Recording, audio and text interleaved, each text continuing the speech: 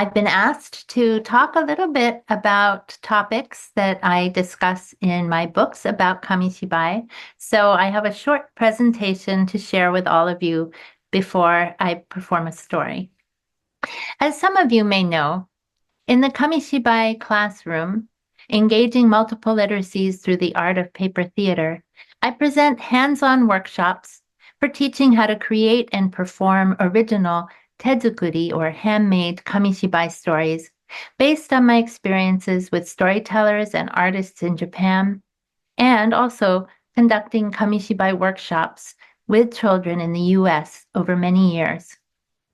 In performing Kamishibai, an emerging new literacy for a global audience, I take a closer look at what children are actually learning by making and performing their own Kamishibai stories, using the techniques I presented in the Kamishibai classroom.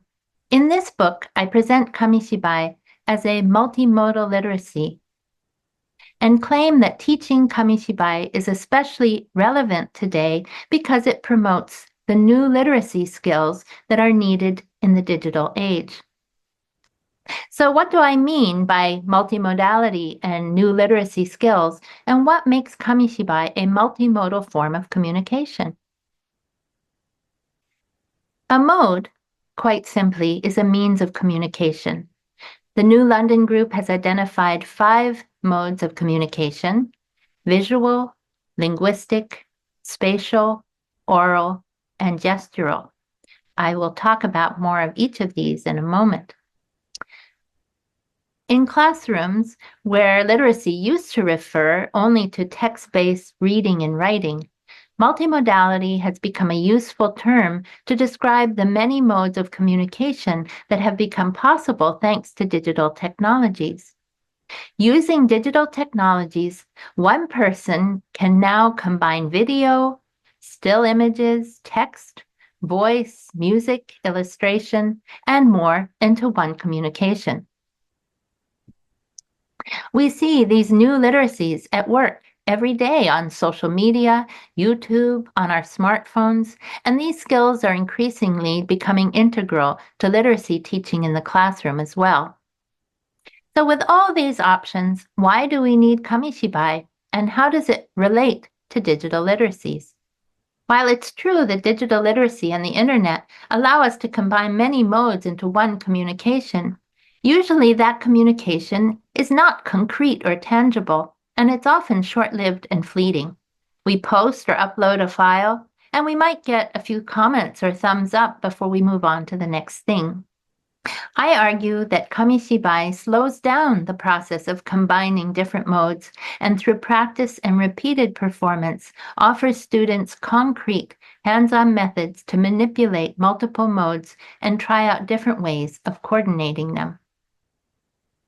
So what are the modes involved in Kamishibai? Most people would immediately say the linguistic or oral mode of narration or script. And of course, there's the visual mode of the illustrations. And possibly they might add the aural mode of sound effects, or maybe even add music to dramatize the story. But there are also gestural modes with the eye contact, hand gestures, body language, and physical interaction between the audience and performer. There's also the spatial mode, where images are created or designed in spatial relationship with the audience, as in zooming in and zooming out, which I'll demonstrate in a moment. And finally, most importantly, perhaps for Kamishibai, is the kin-iconic mode, the mode of the moving images or animation of the cards. Before I talk about the kin-iconic mode, I'd like to first demonstrate what I mean by the spatial mode using this simple story I created called The Great Snake Mistake. Pictures and Story by Tara McGowan. Not so very long ago, there lived a giant snake. He went around bragging to everybody, I am the most magnificent, the most powerful, the longest snake in the whole world. But he wasn't sure if this was true. And so he set out on a journey. First, he traveled over the land. And what do you see here? The Great Wall of China. Next, he traveled over the sea. Oh no, what's that? A Statue of Liberty. That's right. But one day, as he was on his travels, he saw a snake that looked very much like him. What do you think he did? That's right. Kaboom! He bit down, only to discover that he was, in fact, the biggest snake in the whole world.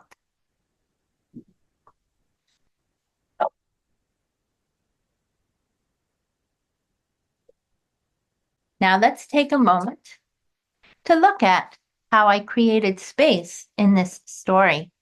A sense of space with the audience is created, for instance, when you zoom in. As you can see here, I've zoomed in on the climax of the story where the snake bites his own tail. That brings the audience, you, closer to the action of the story. But when I zoom out again, then you are farther away. Even though you haven't moved, you feel like you're farther away and you have a different perspective on the story.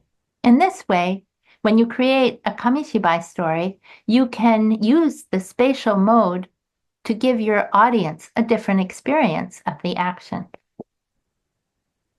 Because Kamishibai is a multimodal form of communication, I find it very important to stress that all of these modes are working with each other from the beginning. When I teach students how to make Kamishibai, I often give them flashcards, and I ask them to think of a movement in transition from one card to another. In other words, I want them to think about the kin-iconic mode from the beginning. What is the movement of the image? So here I have a bird flying through the air with a bug in its mouth. Thwop, thwop, thwop, thwop, pata, pata, pata, pata. It's flying through the air and it's landed on a branch and swallowed the bug. Okay? That's one way to perform these cards. And even if my students only have 2 illustrations, I have them perform for their friends. I might even have them make a little stage so they can perform their flashcards in the stage. So here again, we have the bird flying, pata, pata, pata, pata, pata, pata, pata, pata, thwap, thwap, thwap, thwap, and next time, pew, pew, pew, pew, pew, pew, pew, chirp, chirp, chirp, chirp. Maybe the bird is feeding the bug to its babies. Or I could start out with this idea of the bird flying with the bug in its mouth. Thwap, thwap, thwap, thwap. Pata, pata, pata. It flies through the air when suddenly it lands on an electric wire and it gets electrocuted. As you can imagine, all my students love this idea. Of course, I have my students develop these ideas further to map them out on paper like this with little squares for the cards. But even when they do this, I want them to be thinking, as they're creating an image, how will I perform it? What sound effects will be in it? How will I move the card out of the stage? So at every step of the way, they're thinking about all the modes involved in Kamishibai. In this story, I'll show you how I use those ideas of how to move the cards out of the stage or the kin-iconic mode of Kamishibai in this story I created called Crowley's Comeback, Pictures and Story by Tara McGowan. Did you know that crows are called the monkeys of the bird world? That's because they're very good at mimicking. Once there lived a crow named Crowley who was particularly good at mimicking people. One day he saw Mr. Weatherby fast asleep again at his fishing pole. I know how to do this, Crowley thought to himself. I've seen Mr. Weatherby do it hundreds of times. And he hopped over to the fishing line and he pulled and he pulled and he pulled until he pulled something delicious out of the water and was just about to eat it when thief, thief, thief! Now Mr. Weatherby was wide awake. Thief, thief, thief, thief, thief, thief! Called Crowley. Caw, caw, caw. He was very happy with his new word. Thief, thief, thief, he called. When he was flying by the park, Crowley noticed something very shiny. I better go find out what that is, he thought to himself, and so he flew in that direction. Lisa Levine was giving her little brother Zeke a piece of chocolate. Here, Zeke, try this. It's delicious. But just then, oh no, the chocolate was gone. Thief, thief, called little Zeke. But too late. Thief, thief, thief, caw, caw, caw. This word was very useful. Crowley carried the shiny thing, but it was very heavy, and finally he landed and took a bite.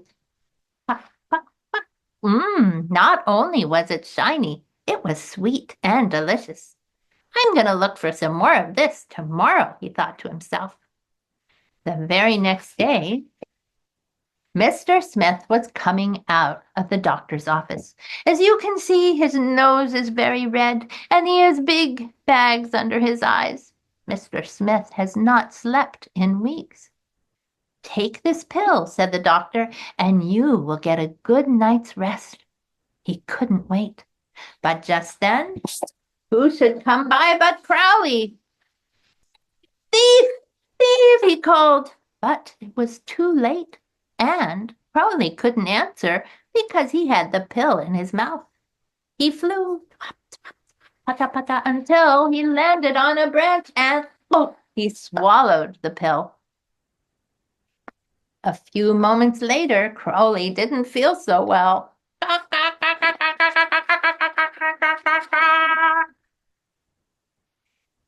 He fell upside down and fell all the way down from the tree and thud onto the top step of Mrs. Honeywell's candy store. Mrs. Honeywell was so busy with baby Joey, she didn't notice. 3 days later, she still didn't notice when into her shop came a real thief.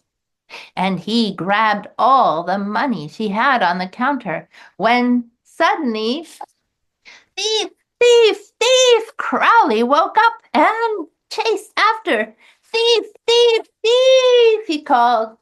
The thief was so frightened he ran away. How did you learn to talk like that? Said Mrs. Honeywell. Caw, caw, caw, said Crowley proudly. While Mrs. Honeywell gave Crowley something very shiny and sweet to eat as a reward. And she asked him to come and stay at her shop as her guard bird. Caw, caw, caw, said baby Joey. This little human speaks my language, said Crowley, and so he decided to stay. Now, if you happen to go by Mrs. Honeywell's candy store, you might see baby Joey and Crowley chatting in the storefront window. Oshimai, the end. So I hope you were able to recognize some of the modes that we've talked about today, and particularly focus on the kin iconic, or the mode of the moving image. Because when I'm developing a Kamishibai illustration, I'm already thinking about how I'll move the cards out of the stage with what sound effects and what dialogue. As I'm telling and retelling the story, I'm already deciding, based on audience's response, how I might edit the story the next time around. And if I'm going to write down the story, I'm making a mental note of the language I might want to keep in the written version. It's no coincidence that when television first came to Japan in the 1950s, people called it Denki Kamishibai or electric Kamishibai. After all, Kamishibai are, as I said elsewhere, handmade paper movies in miniature. The Kamishibai stage and cards provide a screen not unlike the screen of a computer or iPad, where multiple modes can come alive. I argue that Kamishibai is a unique, multimodal, hands-on manipulative for developing 21st century communication skills. With Kamishibai performance, the storyteller is engaging multiple modes in one communication and through repeated practice in front of different audiences is continuing to improve and adapt the story. The compatibility of Kamishibai with modern technologies and the way it can be created and performed by anyone, anywhere, at almost any age, makes it increasingly relevant in an age where multimodal communication is now practiced by all.